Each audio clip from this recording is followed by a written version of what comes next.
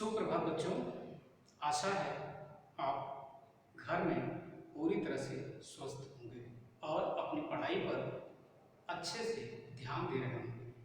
प्यारे बच्चों, जैसा कि आपको पता है कि टेस्ट भी आपका ऑनलाइन चल रहा है, जिसकी डेट शीट आपको दी जा चुकी है। इसलिए घर में कम से कम हर सब्जेक्ट को पढ़ना प्रतिदिन बहुत ज़रूरी है। 2 घंटे सुबह और 2 घंटे शाम अवश्य पढ़िए, जिससे आप टेस्ट में अच्छी तरह से सफल हो सके। संस्कृत में कक्षा 7वीं में अप्रैल माह में 2 चैप्टर पढ़ाए गए थे, उन्हीं का टेस्ट लिया जाएगा, पहले और दूसरे पाठ का। आज हम लोग तीसरा चैप्टर स्वावलंबनम ये पढ़ने जा रहे हैं। आप बहुत ही मनोयोग से, ध्यान से इस चैप्टर को देखेंगे।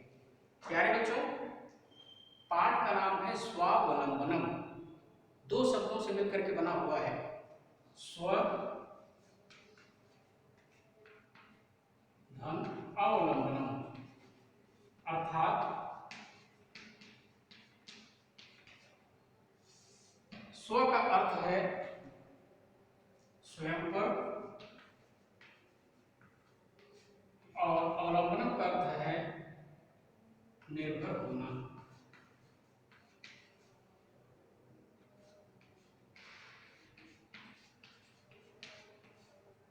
अर्थात आत्मनिर्भरता। आत्मनिर्भरता, अगर एक शब्द में हम चैप्टर की बात करें तो चैप्टर का नाम हो गया आत्मनिर्भरता। Self dependent. हम जब किसी के ऊपर हमें डिपेंड नहीं होना होता है, हम किसी कार्य के लिए हम किसी दूसरे पर डिपेंड न हो, दूसरे पर आधारित न हो, दूसरे के भरोसे न हो, दूसरे के सहारे न हो, उसी को कहते हैं आत्मनिर्भरता।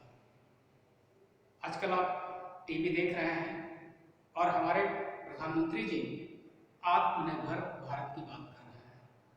उनका कहने का आशय है, वहां आत्मनिर्भरता का क्या आशय है, भारत आत्मनिर्भर कैसे बने, कि हर छोटी से बड़ी चीज तक, चाहे वो किसी भी क्षेत्र की हो, साइंस एंड टेक्नोलॉजी या कोई भी अन्य उत्पाद हो, उसको हम अपने से ही बनाएं, अपने देश में ही उसका उत्पादन करें।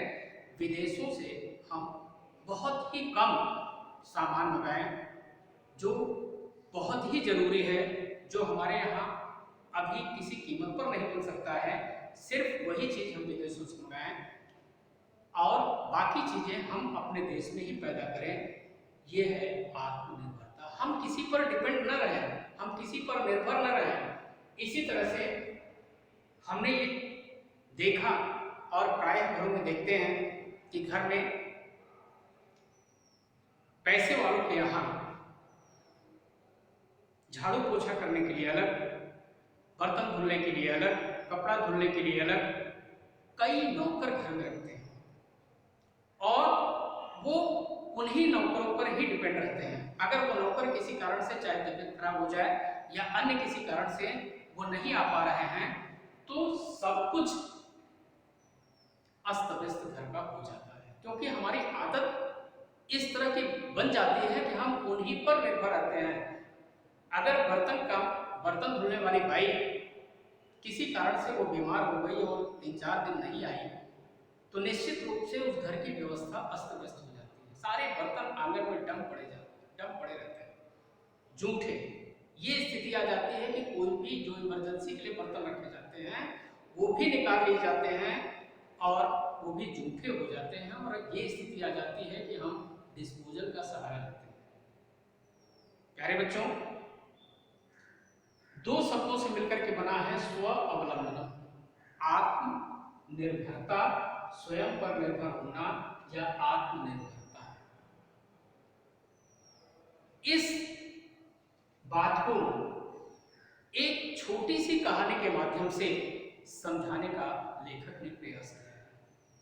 आपने कृष्ण और सुदामा की मित्रता सुनी होगी, पढ़ी होगी और देखी भी होगी टीवी या अन्य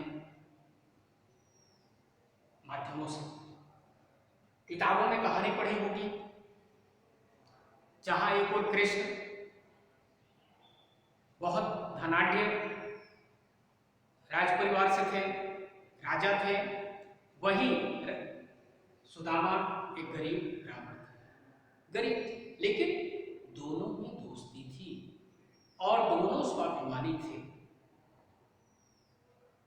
इसी तरह यहाँ पर भी एक अमीर दोस्त और एक गरीब दोस्त की बीच की कहानी के माध्यम से ये बताया गया है कि किस तरह से आत्मनिर्भरता की शिक्षा हमें कैसे मिलती है। जब हम कहानी पढ़ेंगे, एक बार मैंने शायद कहानी पढ़ा दी है, बता दी है, लेकिन आज मैं फिर आपको एक बार कहानी बता दे रहा हूँ, जिससे आपको कहानी अच्छे से समझ में आ जाए और फिर हम लोग आगे बढ़ेंगे। पाठ है स्वावलंबनम, अर्थात मैंने बताया स्व अवलंबनम दो शब्दों से मिलकर के बना है और इसमें दीर्घ स्वर संधि है, क्योंकि यहाँ अ और अ मिलकर के आ हो जा रहा है, इसलिए स्वावलंबनम हो गया।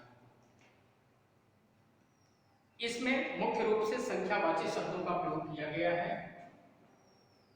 आप बीच बीच में देखेंगे संख्यावाची पद,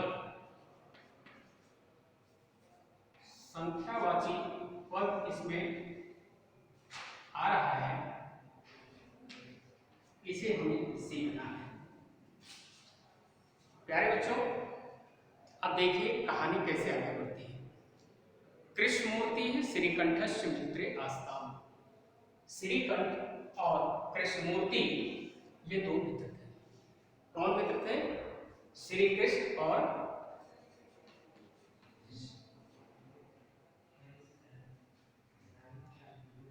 कृष्णमूर्ति और श्रीकंठ। कृष्ण मूर्ति, एक मित्र का नाम कृष्णमूर्ति है और दूसरे का नाम है श्रीकंठ। दो मित्र हैं। इन दोनों मित्रों में बहुत गहरी दोस्ती। ये दोनों क्या थे? दोस्त थे और बहुत ही गहरे दोस्त थे। श्रीकंठस्य पिता समृद्ध आसीत्, श्रीकंठ के पिता अत्यंत धनवान थे। ये क्या थे? बहुत धनी थे, धनवान थे, धनवान परिवार का था ये लड़का। समृद्धशाली, धनवान। अतः तस्य भवने सर्व विधानि सुख साधनानि आसन, इसलिए इनके घर में, श्रीकंठ के घर में, चूंकि पैसे वाले थे, पैसे वाले परिवार के बेटे थे, इसलिए इनके घर में हर प्रकार की सुख सुविधा के साधन थे।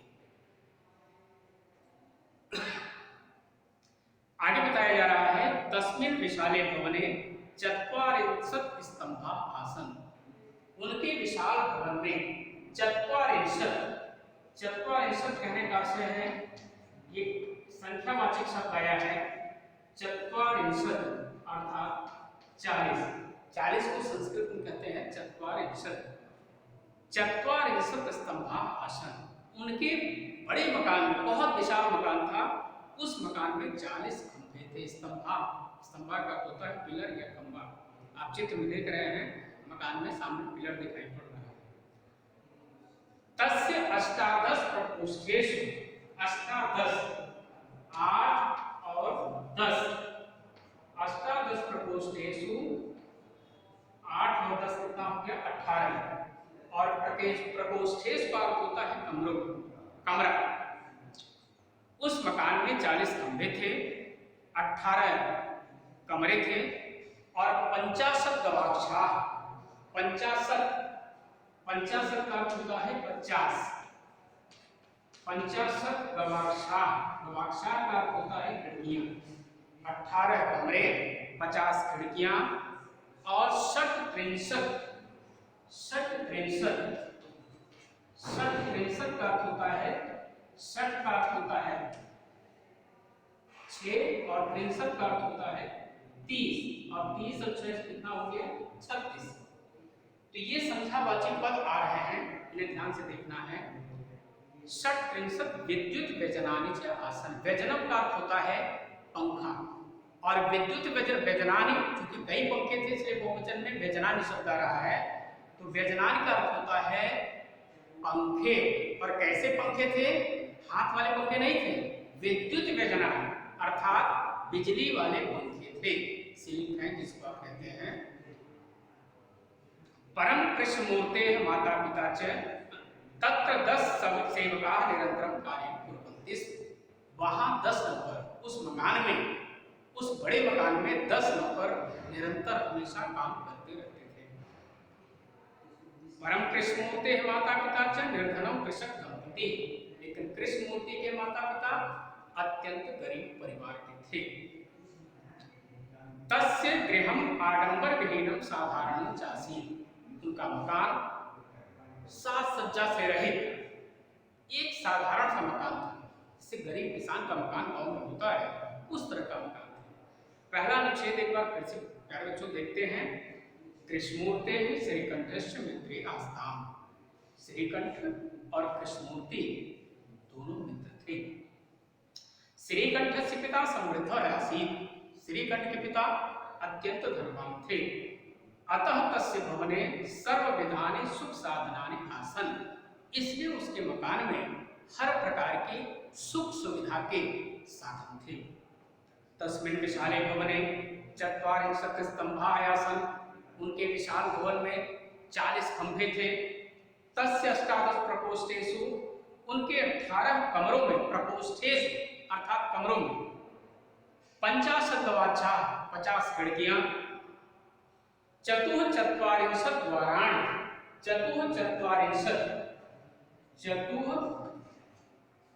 44 अर्थात 44 अभी हमने बताया कि 40 होता है और चतुर प्राप्त होता है 4, अर्थात ये 40 और 4 44। 44 द्वाराणि, 44 दरवाजे थे, उस विशाल मकान में 44 दरवाजे थे। 63 विद्युत व्यजनानि च आसन, और 36 पंखे थे। तत्र 10 सेवकाः निरंतरं कार्यं कुर्वन्ति स्म, वहां पर उस विशाल मकान में 10 नौकर निरंतर कार्य करते थे, हमेशा कार्य में लगे रहते थे। परम कृष्णमूर्ते माता पिता च निर्धनौ कृषक दंपति, लेकिन कृष्णमूर्ति के माता पिता अत्यंत गरीब परिवार के थे। तस्य गृहम आडंबर विहीनम साधारण चासीत, उनका घर साज सज्जा से रहित, चूंकि गरीब किसान का परिवार का बेटा था, तो उस गरीब किसान का मकान जो है अत्यंत साधारण ढंग का था। दूसरा अनुच्छेद देखिए। एकदा श्रीकंठ तेन सह प्रातः 9 वादने तस्य गृहम् आगच्छत्। एक दिन श्रीकंठ मतलब जो धनवान लड़का था, गरीब धनवान अत्यंत समृद्धशाली परिवार का लड़का था, वह प्रातः काल कृष्णमूर्ति के यहाँ गया, उसके घर गया।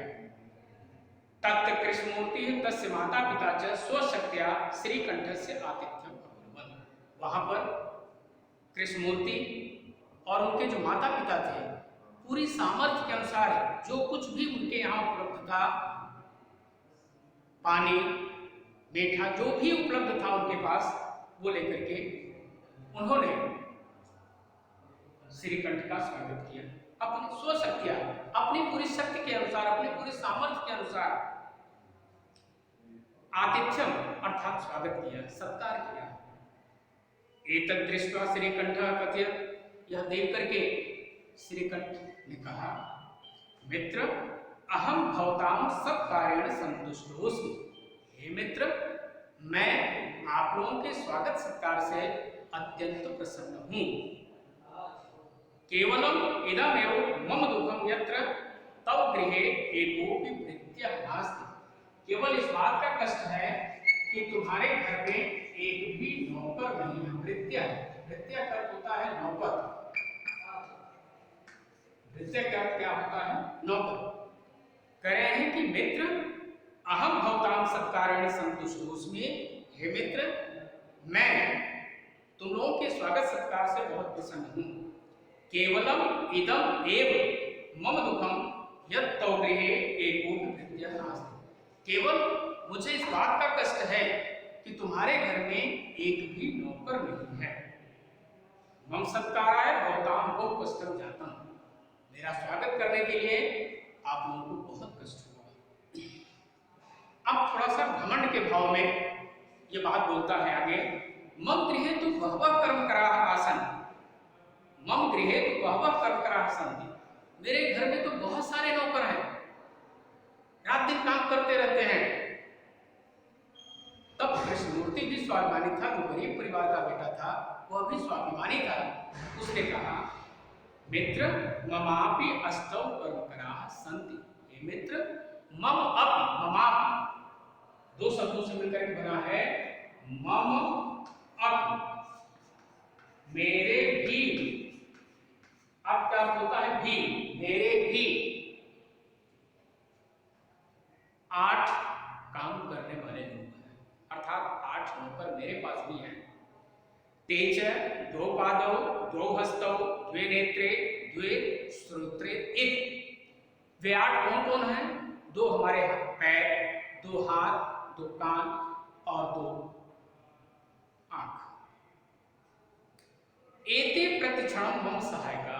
ये जो हमारे 8 नौकर हैं, ये प्रतिक्षण 24 घंटे मेरी सहायता करते हैं।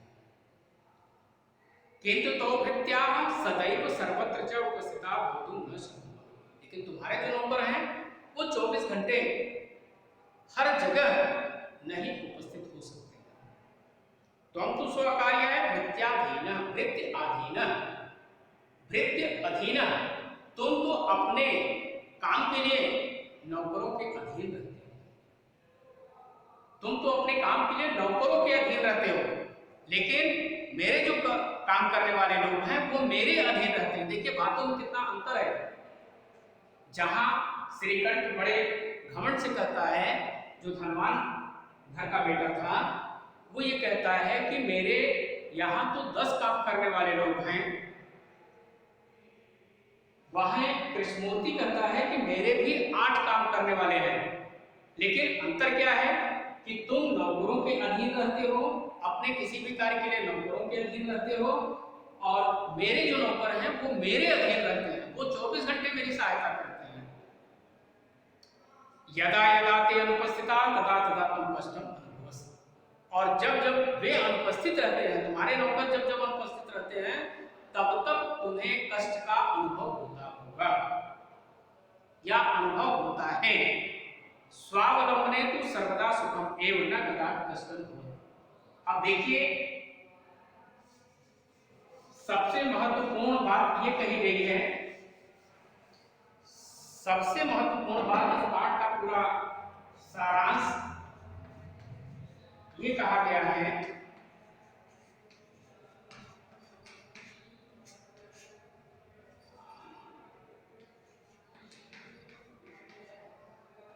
ये कहा गया है कि ये लाइन देखिए, स्वावलंबने तो सर्वदा सुखम एवं, कह रहे हैं आत्मनिर्भरता में।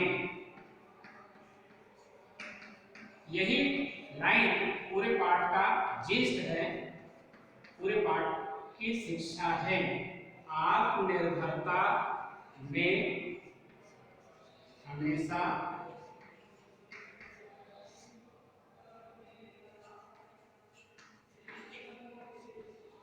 सुखी होता है,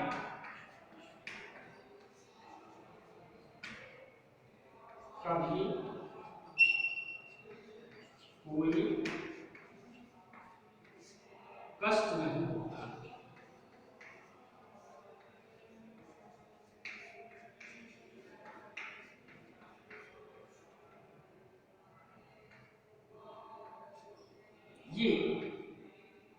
ये पूरे चैप्टर का, पूरी कहानी का यही सारांश है। स्वावलंबने तो सर्वदा सुखम एवं। आत्मनिर्भरता में तो हमेशा सुख ही रहता है, सुख ही होता है। न कदापि कष्टम भवति, कभी कष्ट नहीं होता है, कभी दुख नहीं होता है। श्रीकंठावदत्, ये बातों को सुनकर, इन बातों को सुनकर के श्रीकंठ बोलता है, मित्र तव वचनानि श्रुत्वा मम मनसि महती प्रसन्नता जाता। हे मित्र, तुम्हारी बातों को सुनकर के मेरा मन बहुत प्रसन्न हुआ, बड़ा खुश हुआ। अधुना अहम अपि स्वकार्याणि स्वयमेव कर्तुम् इच्छामि। अधुना मतलब सांप्रतम, इस समय या अब से, आज से मैं अपना काम स्वयं ही करूंगा। मैं किसी नौकर के भरोसे नहीं रहूंगा, अपना काम स्वयं करूंगा। भवत, बहुत मतलब ठीक है। घड़ी देखता है 12:15 इदम, इस समय ठीक 12:30 बज चुके हैं। सांप्रतम गृह चला, अब मैं घर चलता हूं। प्यारे बच्चों, एक बार दूसरे अनुच्छेद से फिर से देख लीजिए चैप्टर को, आपको भली भांति अच्छे से समझ में आना चाहिए। ध्यान देकर के जब आप पढ़ेंगे, ध्यान देंगे तो निश्चित रूप से एक एक लाइन, एक एक शब्द दिखेंगे, तो निश्चित रूप से आप अवश्य इसको पूरा कर लेंगे। संक्षेप में कहानी अगर आप चाहें तो मैं फिर बता दूंगा, लेकिन इसमें इन बातों का ध्यान रखेंगे। और ये जो संख्यावाची पद आया हुआ है 44, अष्टादश 18, पंचाशत 50, षट 63 36, चतुर 44 44, ये जो शब्द आए हुए हैं आपके पाठ किताब में अंत में वो संख्यावाची पद दिए गए हैं। आप 1 से 50 तक निश्चित रूप से उसको कॉपी में लिख लीजिए गृहकार्य में, और उसको याद कर लीजिए। सिर्फ लिखे ही नहीं बल्कि याद कर लीजिए। और पाठ के अंत में शब्दार्थ दिया हुआ है, वो शब्दार्थ भी आप जो कठिन शब्द हैं उनको लिख करके याद कर लेंगे। धन्यवाद।